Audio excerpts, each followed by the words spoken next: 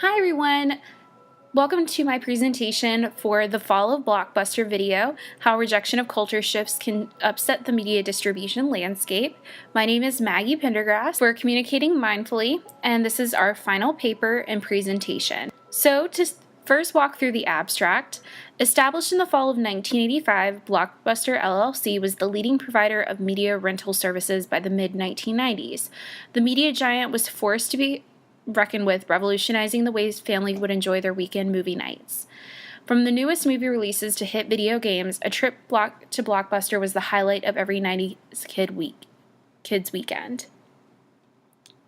However, in the late 1990s and early 2000s, Blockbuster was met with an increased demand for updated technology integrated with their decreasingly popular video services.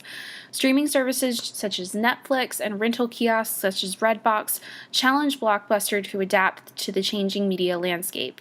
And by the fall of 2010, they had filed for bankruptcy and had become an example to businesses for the future. Although their business systems were built on previous successes, and their inability to adapt to changing culture shifts ultimately led to the company's demise. In this presentation, we'll be walking through Blockbuster's case and cybernetic approaches to further understand the interaction between cultural and professional decision-making. With the understanding that business has to meet the needs of the customer to be successful, they changed the way video rentals would work. Companies who stay true to their business model and overall core values will normally succeed and breed a competitive but healthy business cycle.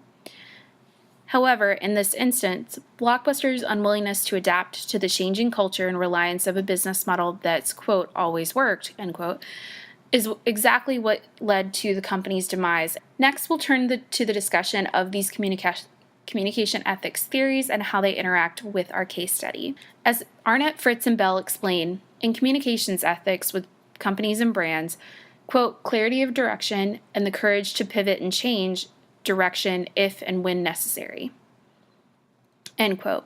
The cybernetic approach in both meaning and action in relation to Blockbuster's once core narrative predominantly focuses on the divide between their meaning and the actions they took aligning with that meaning.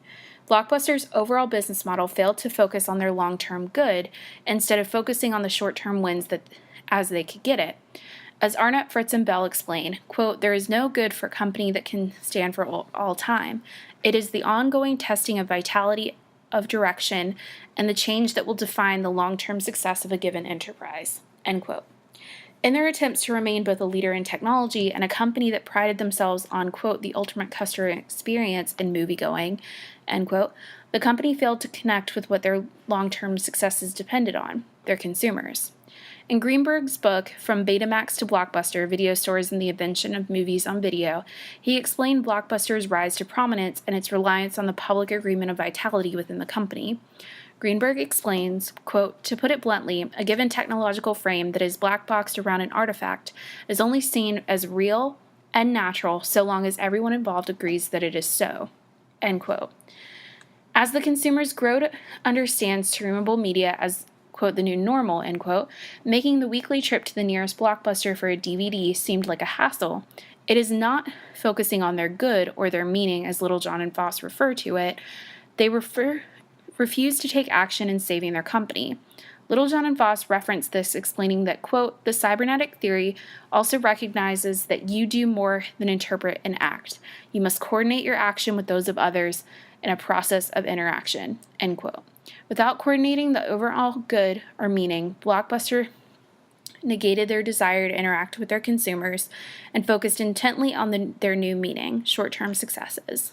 In understanding the ethical theories related to Blockbuster's downfall, we can provide recommendations on what potential resolution should have been and how it should have impacted the company's outcome. In the construct of public testing, as referred to Arnett, Fritz, and Bell, Blockbuster would have been able to analyze and successfully map their brand to fit the needs of their customers.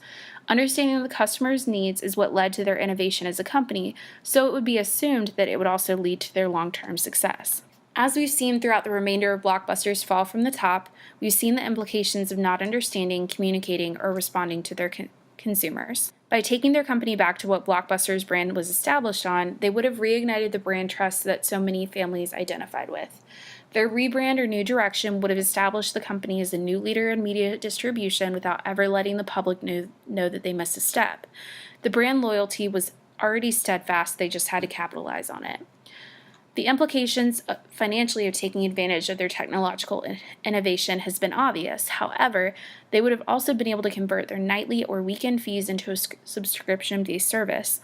This would have provided a larger audience with a larger library, supporting the idea of public testing, and ultimately keeping a more loyal customer base. However, since they chose to focus on their services and failed to communicate the return and subsequent removal of their late fee policies repeatedly, they lost the trust and support of their consumer base. As the media landscape continues to grow and develop, the opportunities to further research the commitment to brand loyalty, the evolution of media distributors, and the overall scope of streamable media companies and their communication with publics is vast.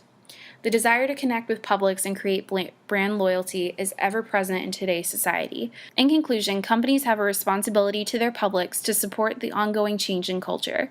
Without the support and intentionality from the top down in these companies, the public loses trust and eventually chooses to support the companies that listen to the changing market.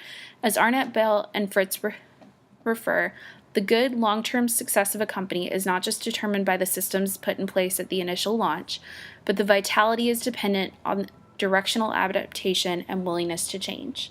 Thank you guys for watching today, and I hope you all have a wonderful day.